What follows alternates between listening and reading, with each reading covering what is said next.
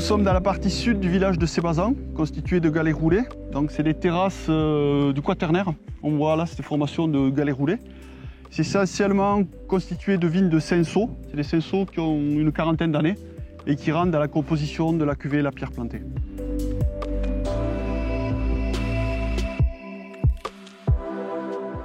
Ici, nous sommes dans une parcelle de Syrah. Une Syrah qui est plantée sur un sol de grès rouge.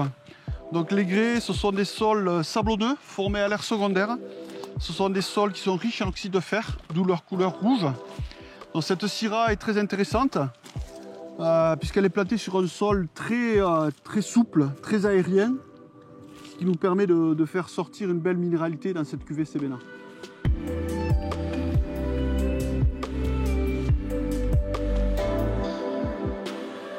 Alors nous voici désormais sur une parcelle de grenache blanc et de marsanne, l'assemblage de la cuvée Montmajou. Montmajou qui signifie tout simplement le mont majeur en languedocien. Ces deux cépages apportent énormément de finesse et de complexité au vin. Et ce qu'on aime beaucoup sur cette cuvée, c'est la finale minérale, vraiment crayeuse, qui est la signature du cos calcaire de Montmajou.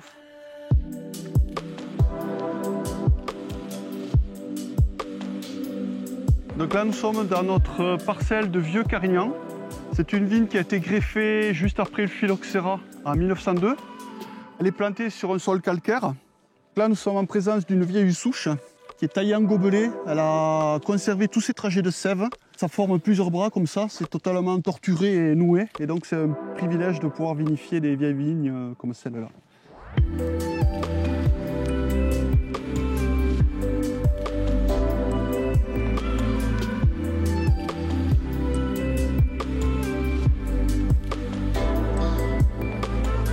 Donc nous sommes désormais dans une parcelle de Syrah. C'est une des plus vieilles Syrahs du domaine, elle a plus de 30 ans, taillée en gobelet. On aime beaucoup cette Syrah et cette taille-là qui est très naturelle, qui permet une belle aération de toutes les grappes.